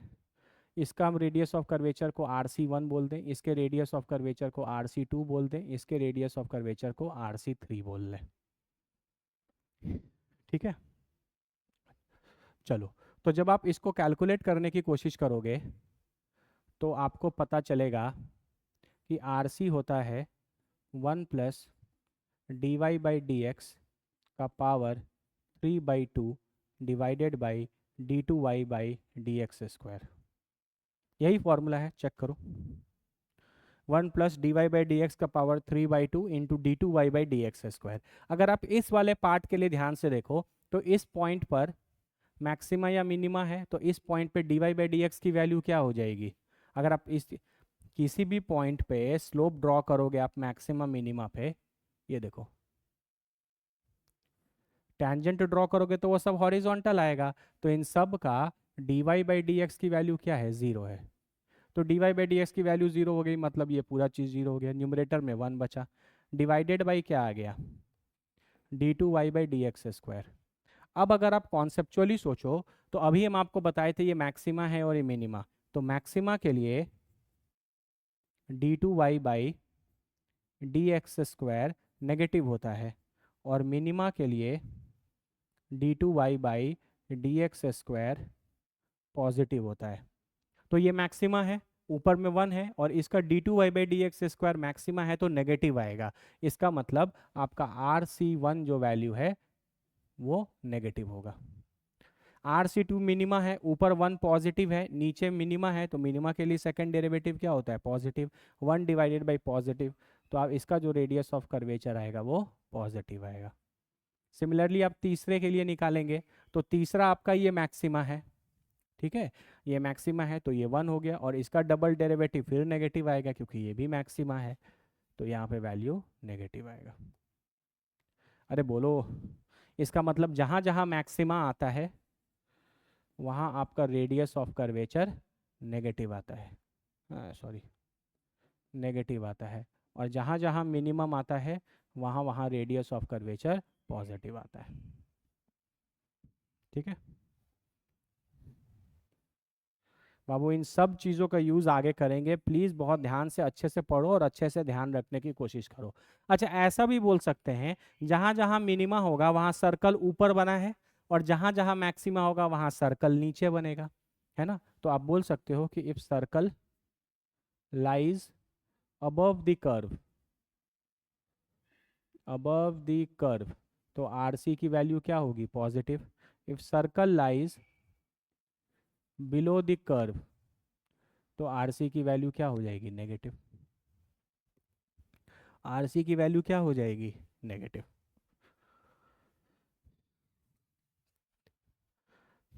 RC की वैल्यू क्या हो जाएगी, नेगेटिव। ठीक है, बहुत ध्यान से बाबू देखना, आगे हम लोग प्रोजेक्टाइल मोशन वगैरह में ही रेडियस ऑफ कर्वेचर के बहुत अच्छे अच्छे सवाल करेंगे, ठीक है। लेकिन टाइम बिंग के लिए आपको ग्राफ से रिलेटेड ये सारी बातें पता होनी चाहिए, है ना। तो बड़े बड़े जो हथियार होंगे, जो बड़े बड़े सवाल होंगे, उनको आप चुटकियों में बना पाएंगे। ठीक है, और ये सब फॉर्मूलाज जो है बाबू, देखो ये कॉन्सेप्ट हो गया, या ये जो फॉर्मूला वगैरह है इसको ध्यान में रखना होगा, क्योंकि हम नहीं चाहते कि तुम एग्जाम में इतना डेरिवेशन करने के बाद ये चीज़ें निकालो और अपना टाइम वेस्ट करो। इसलिए कुछ कुछ चीज़ें होती हैं फॉर्मूला बेसिस, वो आपको ध्यान में रखनी पड़ेंगी। ठीक है, फॉर्मूला ध्यान में रखोगे तो लाइफ बहुत आसान रहेगा, जल्दी क्वेश्चन बना लोगे, इजीली क्वेश्चन बना लोगे। नहीं तो अगर ये नहीं भूल गए तो पता चलेगा कोई क्वेश्चन आ गया रेडियस ऑफ कर्वेचर से रिलेटेड, तो पहले आपको इतना डिराइव करना पड़ेगा, एग्जाम में उतना दिमाग लगा नहीं लगा, कहीं मिस्टेक हो गया तो सही से डिराइव भी नहीं होगा, तो क्वेश्चन भी नहीं बनेगा, समय भी जाएगा। इसलिए बेसिक फंडामेंटल हमेशा स्ट्रांग रखना है। ठीक है, ये बहुत बेसिक सा चीज़ है, आपकी जब एग्ज़ाम देते देते तक मैथ्स में ये सारी चीज़ें इतनी बेसिक हो जाएंगी कि ये कोई भूलने वाली चीज़ ही नहीं है। ठीक है, उसी के बेसिस पर ये कॉन्सेप्ट ध्यान रखना है। जहाँ जहाँ मैक्सिमा है वहाँ का रेडियस ऑफ कर्वेचर नेगेटिव आएगा, जहाँ जहाँ मिनिमा होगा वहाँ रेडियस ऑफ कर्वेचर पॉजिटिव आएगा। या कभी भी कोई सर्कल कर्व के नीचे बन रहा है तो नेगेटिव होगा, और कर्व के ऊपर बन रहा है तो पॉजिटिव होगा। अच्छे से देख लो एक बार।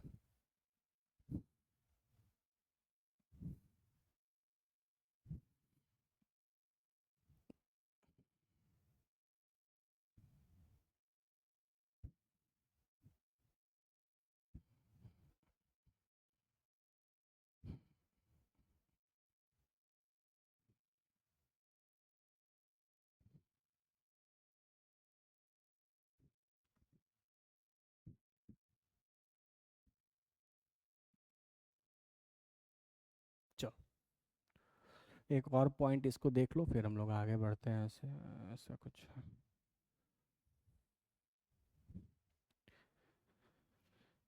ये बाबू आपका y है, ये x है, आप तो समझ ही रहे होगे। ये मैक्सिमा है, ये मिनिमा होगा। ठीक है,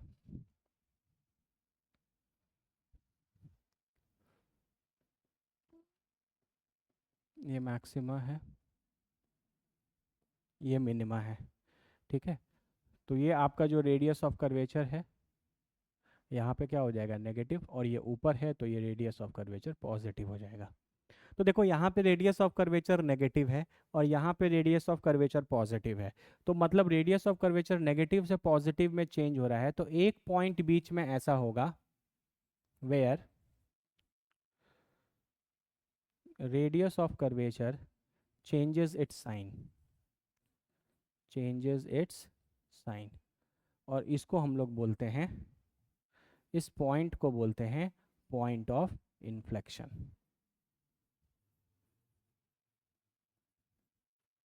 इस पॉइंट को क्या बोलते हैं?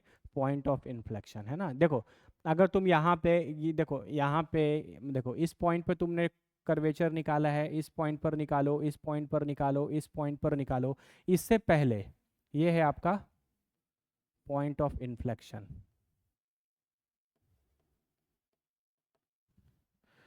ठीक है, तो इस वाले पॉइंट से पहले तुम कोई भी पॉइंट लोगे, इस वाले पॉइंट से पहले कोई भी पॉइंट लोगे और वहां पे अगर तुम सर्कल ड्रॉ करोगे तो वो सब कर्व के नीचे बनेंगे। लेकिन इस पॉइंट के ऊपर तुम किसी भी पॉइंट पर लोगे और वहां पे तुम जब सर्कल ड्रॉ करोगे तो सब कर्व के ऊपर बनेंगे। तुम चेक कर लो, है ना। इसके ऊपर कोई भी पॉइंट लो और वहां सर्कल ड्रॉ करो, नीचे बनेगा। इसके इधर कोई भी पॉइंट लो और उस पे क्या करो, सर्कल ड्रॉ करो, तो वो सारे सर्कल इस कर्व के किधर बनेंगे? ऊपर बनेंगे। तो इन सब का रेडियस ऑफ कर्वेचर पॉजिटिव होगा, इन सब का रेडियस ऑफ कर्वेचर नेगेटिव होगा। ये एक ऐसा पॉइंट आया जिसके इस तरफ और इस तरफ इधर रेडियस ऑफ कर्वेचर की वैल्यू नेगेटिव है और इस तरफ रेडियस ऑफ कर्वेचर की वैल्यू क्या है? पॉजिटिव। तो वो पॉइंट जिस पॉइंट के अक्रॉस रेडियस ऑफ कर्वेचर अपना साइन चेंज करता है उसको हम लोग बोलते हैं पॉइंट ऑफ इन्फ्लेक्शन, है ना। मान लो हम इस पॉइंट को P बोल दें, तो P is the point of inflection, क्योंकि P के इधर सारे कर्व, सारे सर्कल्स कर्व के नीचे बनेंगे और P के राइट हैंड साइड में सारे जो सर्कल्स होंगे वो कर्व के ऊपर बनेंगे। अरे बोलो,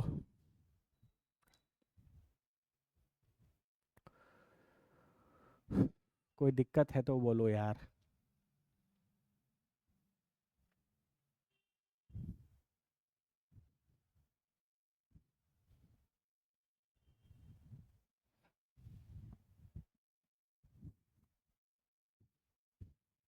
देखो इसका तुम यूज़ कैसे कर सकते हो, देखो छोटा सा तुमको क्वेश्चन, छोटा सा आना, बाकी तो आगे आने वाले समय में करेंगे। आपके पास ये वेलोसिटी वर्सेस, सॉरी, ये डिस्प्लेसमेंट वर्सेस टाइम का ग्राफ है ना, और वो कुछ ऐसा बना है, ये ग्राफ है मान लो, डिस्प्लेसमेंट वर्सेस टाइम इस तरीके का दिया है, डिस्प्लेसमेंट वर्सेस टाइम इस तरीके का दिया है, और हम तुमसे पूछे बताओ इसके एक्सेलरेशन के बारे में तुम क्या कमेंट कर सकते हो? इसका एक्सेलरेशन के बारे में तुम क्या कमेंट कर सकते हो? तो जैसे ही तुमको इस तरीके का कोई ग्राफ दिखेगा तो तुम समझ जाओगे कि ये ग्राफ किसका है? मैक्सिमा का ग्राफ है। और मैक्सिमा के लिए डबल डेरिवेटिव d2y/dx² क्या होता है? नेगेटिव। इसका डबल डेरिवेटिव क्या होगा? यहाँ y के जगह क्या है? s, और x के जगह क्या है? टाइम। तो d2s/dt², ये तो एक्सेलरेशन होगा ना। इसका मतलब आप डिस्प्लेसमेंट को दो बार डिफरेंशिएट करोगे, तो डिस्प्लेसमेंट को एक बार डिफरेंशिएट करोगे तो क्या मिलेगा? वेलोसिटी। और वेलोसिटी को एक बार डिफरेंशिएट करोगे तो क्या मिलेगा? एक्सेलरेशन। इसका मतलब डिस्प्लेसमेंट को दो बार डिफरेंशिएट करने पर क्या मिलेगा? एक्सेलरेशन। और इसकी यानी कि इसका एक्सेलरेशन का वैल्यू क्या होगा? नेगेटिव। बताओ कितना ईजी है ना। अगर आपसे मान लो डिस्प्लेसमेंट वर्सेस टाइम ग्राफ ऐसा दे दे और पूछे कि बताइए इसका एक्सेलरेशन क्या होगा? पॉजिटिव होगा, नेगेटिव होगा, जीरो होगा, क्या होगा? तो आपको यहाँ पर क्या दिख गया? मैक्सिमा। मैक्सिमा के लिए डबल डेरिवेटिव क्या होता है? नेगेटिव। d2y/dx² नेगेटिव होगा। यहाँ y पर क्या है? s, और x पे क्या है? टाइम। तो d2s/dt², मतलब डिस्प्लेसमेंट को दो बार डिफरेंशिएट करेंगे, एक बार डिस्प्लेसमेंट टाइम के रेस्पेक्ट में डिफरेंशिएट होगा तो वेलोसिटी आएगा, और फिर वेलोसिटी टाइम के रेस्पेक्ट में डिफरेंशिएट होगा तो एक्सेलरेशन आएगा, है ना। और वो मैक्सिमा है तो नेगेटिव है, मतलब एक्सेलरेशन की वैल्यू क्या होगी? नेगेटिव। एक्सेलरेशन की वैल्यू क्या होगी? नेगेटिव। अरे बोलो क्लियर है या नहीं क्लियर है?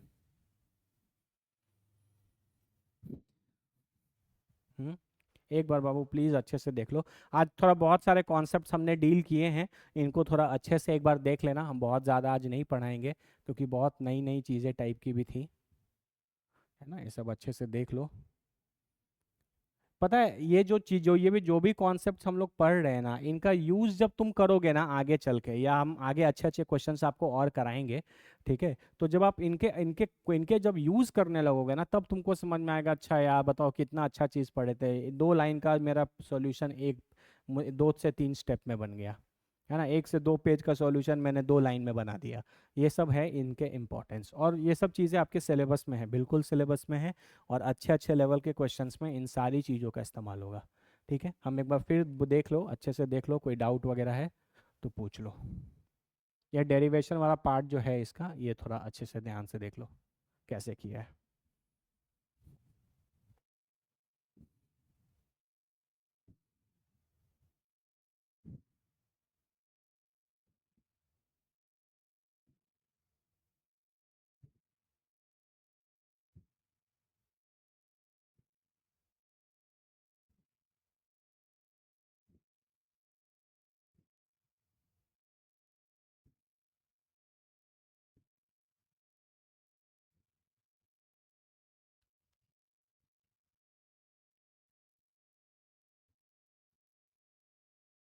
ये पॉइंट ऑफ इन्फ्लेक्शन क्लियर हुआ?